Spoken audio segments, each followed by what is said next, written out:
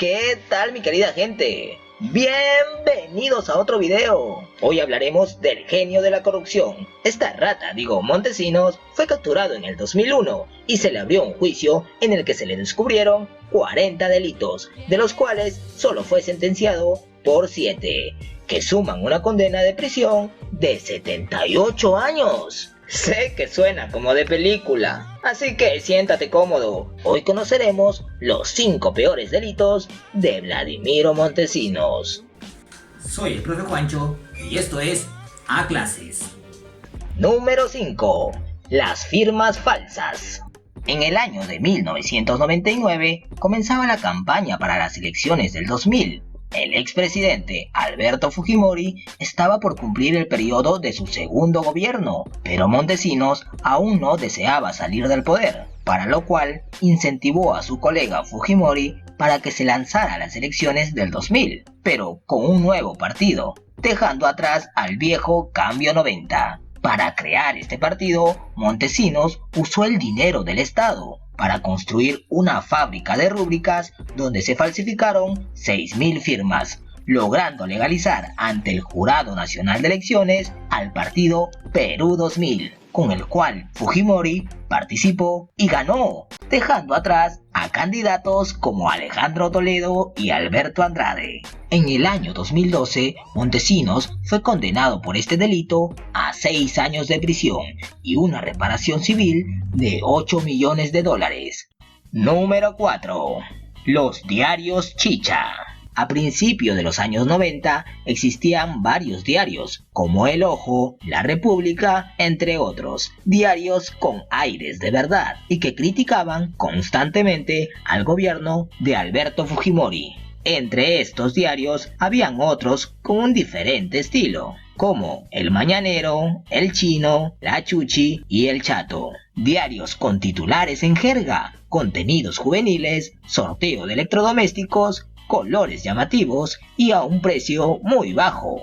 Parecido a lo de los avisos de los conciertos chicha, ¿verdad? Por lo cual, la sociedad los comenzó a llamar los diarios chicha. En este estilo de diario, Montesinos vería una de las vías para controlar la opinión pública, pues sabía que la voz del pueblo es la voz de Dios. El periodista Rubén Gamarra, en su libro La prensa chicha de Montesinos, nos menciona que Montesinos se contactó con Augusto Bresciani, director del diario El Mañanero. Montesinos le comentó a Bresciani sobre su estrategia para controlar los diarios chicha, estrategia que se basaba en coimear a los dueños de estos diarios para que en sus titulares ataquen desprestigiando a los políticos que se opongan al gobierno de Fujimori. Bresciani no lo dudó y se convirtió en el nuevo socio de la mafia de Montesinos. Bresciani se entrevistó con cada uno de los dueños de estos diarios, a los que les ofreció $2.000 por cada titular. Los dueños, después de escuchar la cifra, se sumaron a la mafia. Bresciani ganaría diariamente $1.000 por cada diario que esté a favor del chino. Por este delito de peculado a favor de los diarios chicha, Montesinos fue condenado a 8 años de prisión. 3.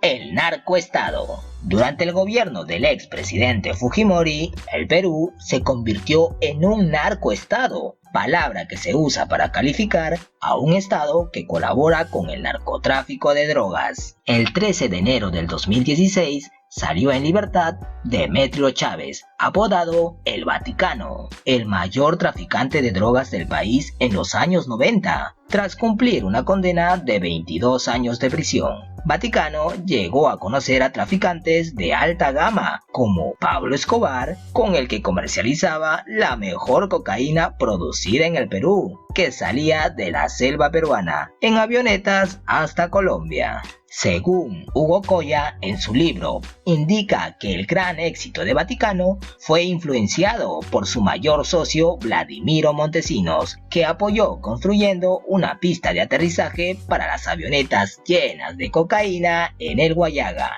Vaticano tuvo que pagar $50.000 mensuales a Montesinos por la pista y por develarle información anticipada de los operativos antidrogas de la zona. La alianza entre estos socios terminó cuando el gobierno estadounidense se enteró de la organización criminal de cocaína en el Perú, liderada por Vaticano. Montesinos estuvo acorralado, para lo cual le pidió a su socio $100,000 mensuales para seguir encubriéndolo. Pero Vaticano se negó a pagar tanto dinero y terminó capturado en 1994 por miembros de la DEA. Se le trasladó a la prisión de la base naval del Callao, donde se encontraba preso nada más que Abimael Guzmán. Y antes de que se lo llevaran a juicio, Montesinos ordenó a unos médicos que le realicen una craneotomía, una operación en que parte del cráneo se extrae con el fin de acceder al cerebro. El efecto secundario de la operación es la pérdida de la memoria por algunos años. Con esto, Montesinos salvó su pellejo y siguió con su mafia hasta la denuncia de los Bloody Videos, que ya todos conocemos. Por este delito, Montesinos todavía no fue investigado, pero las pruebas que existen pueden tenerlo más años en prisión. Número 2. El tráfico de armas. Eran los años de 1998. La caída de Vaticano había alejado a Montesinos del comercio de droga, pero no por mucho tiempo, ya que este volverá al negociazo. Para su plan, encomendó a Luis Frank y José Luis Aybar, trabajadores del SIN, que compren 10,000 fusiles al país de Jordania, para luego entregarlas a los terroristas de la FARC en Colombia. A cambio de las armas, los guerrilleros entregaron miles de kilos de cocaína a Montesinos, que posteriormente negoció a un traficante brasileño. Para la entrega de las armas, Montesinos recomendó que éstas fueran puestas en cajas, para luego ser lanzadas en pleno vuelo, con unos paracaídas para que así puedan aterrizar en suelo colombiano. El expresidente colombiano Andrés Pastrana, que gobernó en 1998, en su libro Memorias Olvidadas, relata que su gobierno descubrió que el Perú entregaba armas a los guerrilleros de la FARC. Bueno, Fujimori descubrimos nosotros los colombianos que están vendiendo 50,000 armas a la FARC. Hicimos todo el seguimiento de una operación que nace en Jordania, después con la compra de los fusiles, hasta llegar a la selva de Colombia y posteriormente con el pago que se hizo a miembros del gobierno de Fujimori.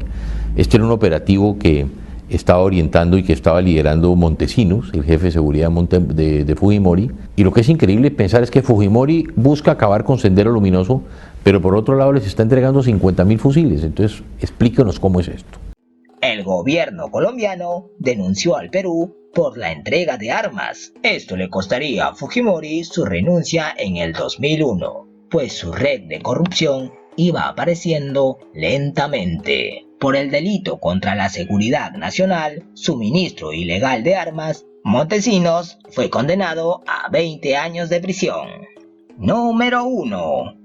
La matanza de Barrios Altos. A inicio de los años 90, en el Perú, el grupo terrorista Sendero Luminoso incitaba a la revolución a través de las armas. Muchos pobladores que no compartían su idea eran asesinados. En estos años, el presidente Fujimori comenzó su mandato y uno de sus planes de gobierno era erradicar totalmente el terrorismo. Efraín Rúa, en su libro El crimen de la cantuta, menciona que para frenar el avance de Sendero en la capital, Montesinos creó el Plan Zipango, en el que le proponía a Fujimori la idea de crear grupos militares que trabajen de manera secreta y se encarguen del seguimiento, la captura y la aniquilación de los subversivos. El plan fue aprobado por el presidente y a los pocos días Montesinos convocó al sargento Martín Rivas para que éste lidere un grupo militar encargado de la ciudad de Lima.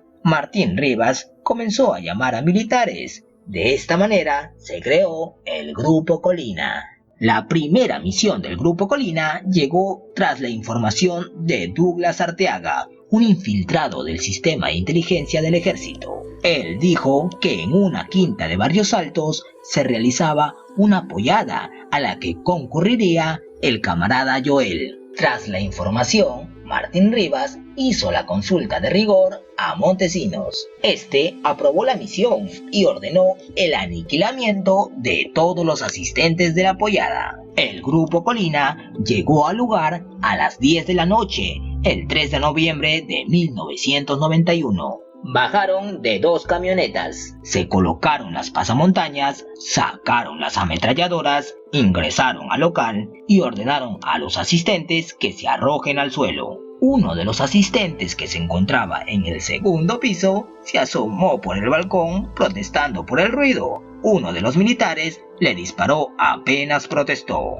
El cuerpo cayó del balcón, aterrorizando a los asistentes. Manuel Ríos, uno de los que se encontraba en el suelo, protestó por la conducta sicaria de los militares. En ese momento, Martín Rivas ordenó que se subiera el volumen de la música y se disparara a todos. El niño Javier Ríos vio desde su ventana cómo mataban a su padre y salió a socorrerlo. En ese momento, uno de los disparos cayó sobre su cabeza, acabando con sus gritos. Terminada la misión, los militares salieron en carcajadas, felices por la victoria, dejando a 15 muertos y 4 heridos en el suelo. Luego llegarían otras misiones, como la matanza de los estudiantes de la Cantuta. Después de 14 años, en el 2009, el caso de Barrios Altos saldría a la luz debido a las constantes protestas de los familiares de las víctimas. En ese año, Fujimori, Montesinos, Martín Rivas